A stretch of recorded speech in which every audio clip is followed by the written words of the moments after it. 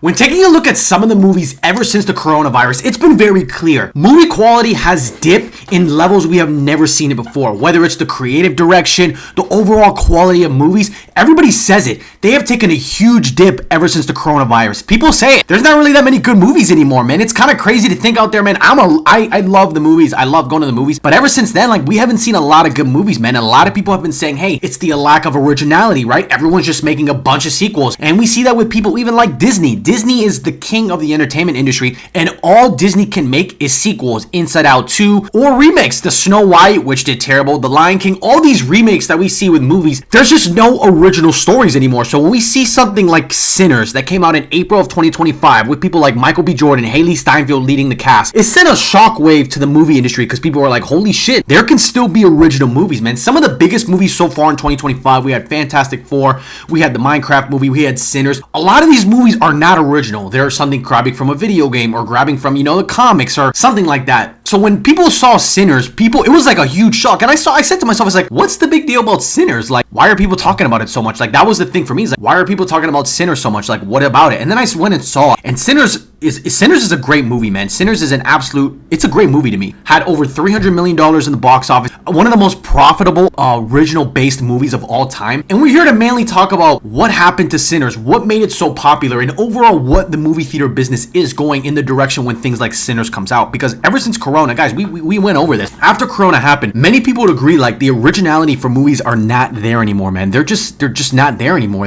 It's a lot of sequels, and the movies that are original, they do very bad. So what made Sinners so different? First of all, you have to talk about the cast. We have the cast of Haley Steinfeld and Michael B. Jordan. Very electric cast right there, a big name cast. And it's kind of sucks to see because if Jonathan Majors didn't get in trouble, I have no doubt that he would have been in this movie as well. Him and Michael B. Jordan, they're very close with, being in Creed and, being in Black Panther. And then Jonathan Majors then was in, Quantumania. And we see the cast. We see the cast that happens with Sinners. And when it comes to Michael B. Jordan and Jonathan Majors. First seeing, and especially, the greatness of a Ryan Coogler film, Black Panther, him and Michael B. Jordan are very close. So we take a look at Sinners, and I liked it. I like Sinners. It was not like a Hall of Fame movie, like an Oppenheimer or like a Dark Knight or Batman, etc., etc. But it was good to me. It was very good. It was a horror movie based off this vampire aspect of things like that, and then Michael B. Jordan has to save the day, and then Haley Steinfeld, and it had a little bit of a race to do in there as well. And when we talk about the plot of it, I think it was really cool. I think it was a super done movie. Had scary, had a lot of good music, had a lot of good moments in the movies, and some of the plot details were really cool to me. We see Michael B. Jordan take on the action of playing two characters, two brothers, which to me is fantastic, man. There's not a lot of actors that can pull that off and play two different characters, two different brothers, which Michael B. Jordan can do. That's why he's one of the A-list guys out there, super famous, super well known because of things like that. We see Steinfeld get in the mix as well with what she brings to the table, and yeah, we see the overall plot of the movie. That's one of the things for me that really hammered this movie was the plot. We see the aspect of one of the brothers turn into a vampire, and he never ended up killing his brother. He let his brother survive, and the main plot of the movie was hey, if the host is not around, you can still be I think that was similar to the plot that if the host is not alive, you can still be a zombie technically, because that's what Steinfeld and the Michael B. Jordan brother is that he didn't end up killing his brother, but he allowed his brother to stay with the virus. We're going to call it a virus. Stay with the virus of being a zombie. That was a great plot point to me, and they even showed it in the post-credit scene that he grew up and Steinfeld and Michael B. Jordan came back, and even though they were zombies, they didn't have any evil intent. So yeah, I think Sinners overall was a very nice movie. It was a very well done movie in my opinion. Michael B. Jordan kills it, makes a lot at the box office, and yeah, I think overall Sinners was probably one of the best original movies we've seen. And we talk about the performance from the guy that playing the banjo, Haley Steinfeld. We have Michael B. Jordan. I thought it was great. We see they take on some social aspects of being in the Jim Crow era, of race and people coming out and things like that. That always spices it up and things like that. So honestly, I think when we think of and we also think of the impact that Sinners is going to have for the future of movies. Look, Michael B. Jordan and Ryan Coogler, they basically casted themselves as must-see directors and actors because they can turn an original project and make it a event for the movie theater.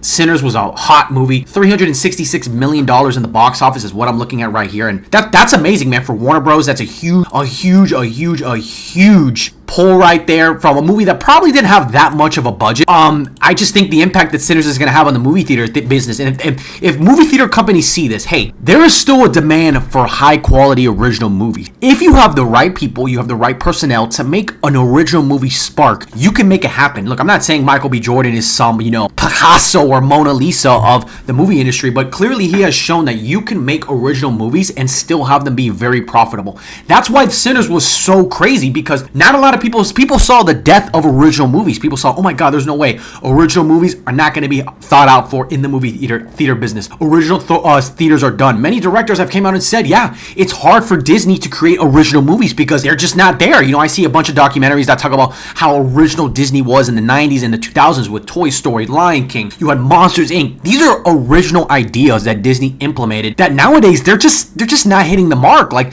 Disney's not able to do something. So when we see something like a Michael B. Jordan and a Ryan Coogler and a Haley Steinfeld come out with something with a movie like Sinners, that's like this horror film movie that has a lot of race aspects to it, that's super entertaining, has a very good plot. It's gonna make big moves for the movie theater industry. And look, a lot of people have said it, movie theaters are dying out. I don't think they are. I do think when a good movie comes out, like an Avengers Doomsday, hopefully, like a Spider-Man, like a Batman, a Superman, like I do think the movie theaters are in town for that, and I do think that's what makes them profitable. But the problem is, like, we don't see those original movies. That's the problem. Like, we don't see original movies nowadays. It hurts the quality of movies when people say, okay, another sequel, another prequel, another follow-up, another grab of an adaptation, like a video game or things like that. People tend to think of it a certain way. Oh, Hollywood can never make original movies, right? Like, they can never do it. So when we see Sinners comes out, horror, vampire movie, it's a breath of fresh air. That's what Sinners was at the end of the day. It was a breath of fresh air for a lot of moviegoers out there, like myself. Like, I love the movie. The movies for me is a top 5 experience anyone can have. I'm talking about better than sex sometimes. Going in an airplane theater at night, things like that.